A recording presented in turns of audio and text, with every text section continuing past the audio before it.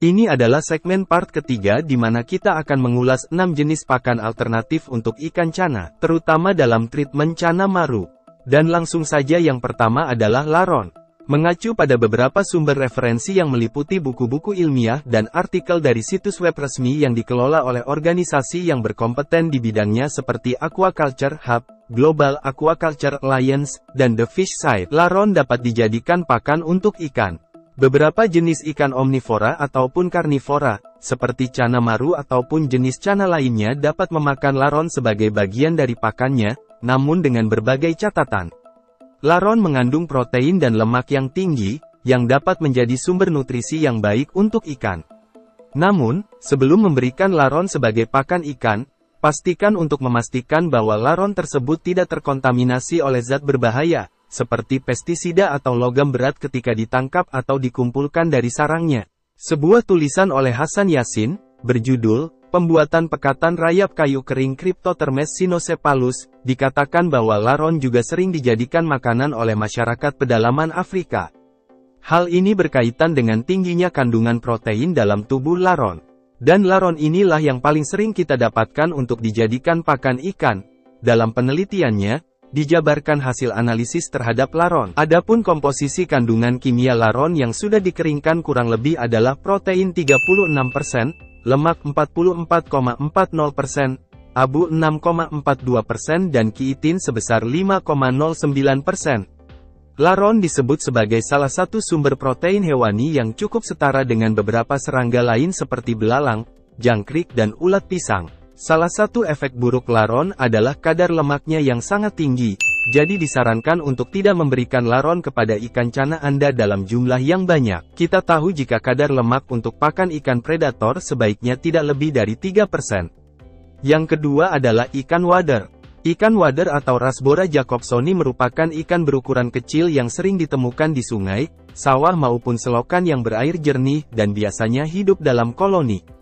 Ukuran ikan wader rata-rata sekitar 7 hingga 20 cm, warna tubuh ikan ini adalah coklat kekuning-kuningan dengan perak kemilau dan berwarna agak gelap di bagian dorsal. Sisik tepi ikan wader bergaris coklat.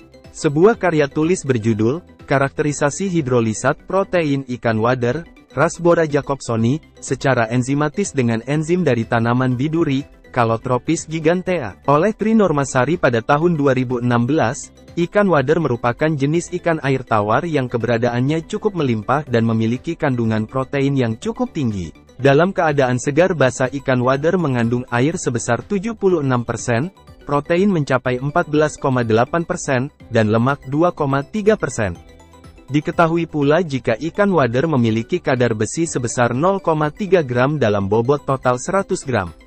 Ikan wader sangat cocok dijadikan sebagai pakan alternatif untuk ikan cana maru. Namun untuk menghasilkan cana yang berkualitas tentu saja pakan harus divariasikan. Yang ketiga adalah rayap. Rayap adalah serangga sosial yang hidup dalam koloni besar dan dikenal karena kemampuannya untuk merusak kayu dan bahan organik lainnya. Rayap sering dianggap sebagai hama karena kemampuannya memakan kayu dan bahan bangunan lainnya yang mengandung selulosa. Rayap memiliki rahang yang kuat dan bisa mengunyah kayu, meskipun ukuran tubuhnya sangat kecil. Rayap hidup di seluruh dunia, kecuali di daerah kutub, dan pada tahun 2013, sekitar 3.106 spesies rayap telah ditemukan. Karena ukurannya yang imut, bisakah rayap dijadikan sebagai pakan baby ikan cana? Dikutip dari jurnal oleh Suwan Rak dan kawan-kawan yang dimuat dalam jurnal Aquaculture International, dinyatakan meskipun rayap tidak umum digunakan sebagai pakan ikan, namun beberapa spesies rayap dapat dijadikan sebagai pakan alternatif untuk ikan. Beberapa spesies rayap dapat dijadikan sebagai pakan ikan karena kandungan protein yang cukup tinggi sekitar 60-70% dalam keadaan kering. Selain itu, rayap juga kaya akan asam amino yang penting bagi pertumbuhan ikan.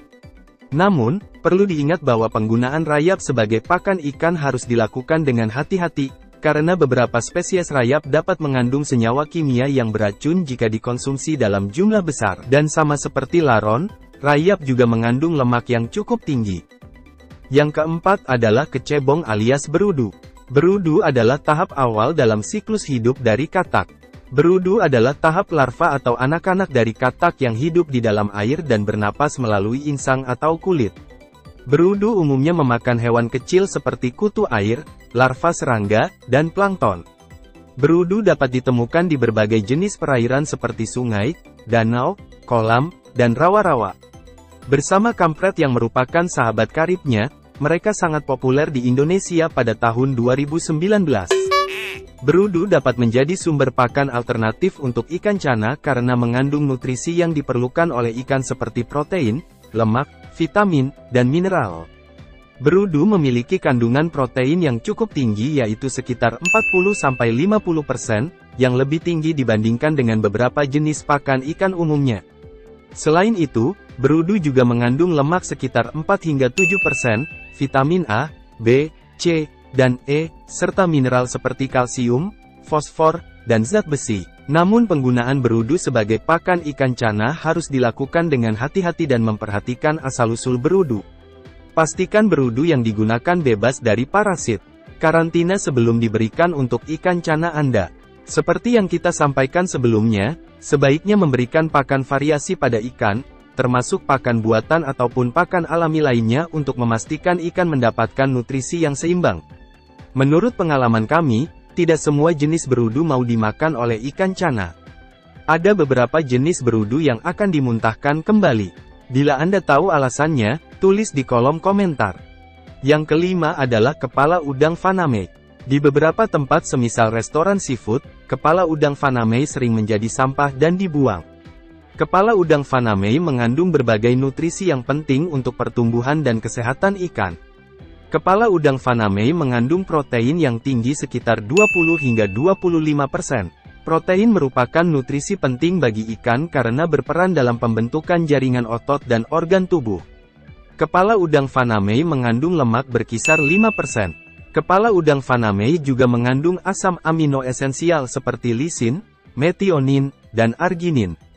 Selain itu, kepala udang faname juga mengandung vitamin dan mineral seperti vitamin E, vitamin B12, fosfor, dan selenium yang penting untuk kesehatan dan pertumbuhan ikan. Dan yang paling penting, kepala udang faname juga mengandung astaxanthin.